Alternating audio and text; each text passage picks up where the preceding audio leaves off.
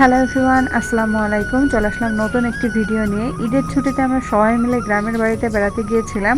ছুটির ওই কয়েকটা দিন আমরা গ্রামে অনেক মজা করেছি। আজকে আপনাদের সাথে শেয়ার করব আমরা যেদিন ঢাকা ব্যাক আসবো তার আগের দিন বিকালের গল্প। দেখতেই পাচ্ছেন আমি এবং আমার কাজিনরা সবাই মিলে আমাদের আম বাগানের মধ্যে চলে গিয়েছিলাম আম পাড়ার জন্য এবং গাছের নিচে বসে আম পেড়ে খাওয়ার জন্য। যে কোনো ফল একদম টাটকা গাছ থেকে পেড়েই গাছের নিচে বসে খাওয়ার আনন্দ কিন্তু অন্যরকম। যেহেতু আমরা আগামীকাল ঢাকায় ব্যাক করব, সে কারণে গাছ থেকে একটু বেশি পরিমাণে আম পেড়ে নিচ্ছিলাম ঢাকায় নিয়ে যাওয়ার উদ্দেশ্যে।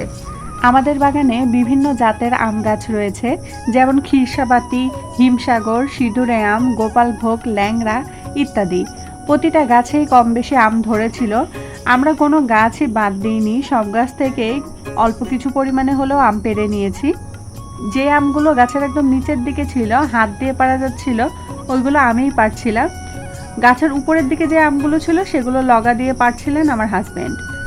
এভাবে গাছ থেকে একদম টাটকা ফল নিজে হাতে পাড়তে আমার কি যে ভালো লাগে আপনাদেরকে আমি বলে বোঝাতে পারবো না।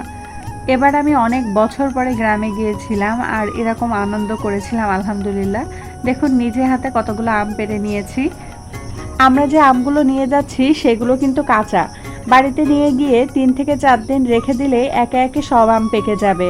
তখন পুরো ঘর জুড়ে পাকা আমের মিষ্টি ঘ্রাণ ছড়িয়ে পড়বে। সেই মুহূর্তটার জন্য আলাদা একটা অপেক্ষা কাজ করছে। গ্রাম থেকে শহরে ফেরার সময় আমরা সবসময় চেষ্টা করি গ্রামের কিছু না কিছু সঙ্গে নিয়ে আসতে। কখনো মৌসুমি ফল, কখনো শাকসবজি, আবার কখনো চালের গুঁড়া, গুড়, পিঠা ইত্যাদি। এরকম কিছু না কিছু আনলে মনে হয় গ্রামের একটা ছোট্ট অংশ আমার সঙ্গে আমি শহরে নিয়ে চলে আসছি। যদিও মন চায় আরও কয়েকটা দিন গ্রামের খোলা বাতাসে আপন মানুষদের সঙ্গে থেকে যায়, তবুও বাস্তবতা হলো জীবনটা এখন শহর কেন্দ্রিক। তাই ইচ্ছা না থাকলেও আবার ফিরে যেতে হয় নিজের ব্যস্ত জীবনে। গ্রামে কাটানো প্রতিটা মুহূর্ত আমাদের কাছে খুবই মূল্যবান। পরিবারের সবাইকে নিয়ে একসঙ্গে হাসি, আড্ডা, খাওয়া দাওয়া আর এই ছোট ছোট আনন্দগুলোই আসলে জীবনের সবচেয়ে সুন্দর স্মৃতি হয়ে থাকে। আমার হাজবেন্ড লগা দিয়ে গাছ থেকে উঁচু ডালের আমগুলো পাড়ছিলেন, আর আমি আর আমার অন্য কাজিনরা মিলে নিচে দাঁড়িয়ে আমগুলো কুড়াচ্ছিলাম। সবাই মিলে কাজ করার মধ্যে যে আনন্দ, সেটা ভাষায় প্রকাশ করা সত্যিই কঠিন। হাসি, গল্প আর দুষ্টুমিতে কখন যে সময় কেটে যাচ্ছিল বুঝতেই পারিনি। এই যে দেখুন, এই আমগুলো আমরা পেড়ে নিয়েছিলাম ঢাকায় নিয়ে যাওয়ার উদ্দেশ্যে। আম পাড়ার সময় যেহেতু উঁচু ডাল থেকে আমগুলো নিচে পড়ছিল, তাই কিছু আম ফেটে যাচ্ছিল।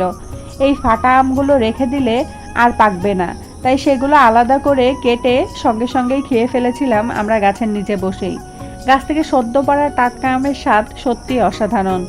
বাজার থেকে যত ভালো আমই কিনুন না কেন, নিজের গাছের আমের স্বাদই আলাদা। এই অনুভূতির সাথে আসলে কিছুরই তুলনা হয় না। দেখতে দেখতে গ্রামের সুন্দর সময়টা কেটে গেল। যাওয়ার দিন আমরা সবাই কত খুশি ছিলাম, অথচ যেদিন ফিরে আসব সেদিন আমাদের সবার মন অনেক বেশি খারাপ ছিল। আশা করছি আমার গ্রামের এই ভিডিও ব্লগগুলো আপনাদেরও বেশ ভালো লেগেছে। এই ছিল আজকের ব্লগ। দেখা হবে নেক্সট ভিডিওতে নতুন কোনো টপিক নিয়ে। সে পর্যন্ত আপনারা সবাই ভালো থাকুন, সুস্থ থাকুন। আসসালামু আলাইকুম, আল্লাহ হাফিজ।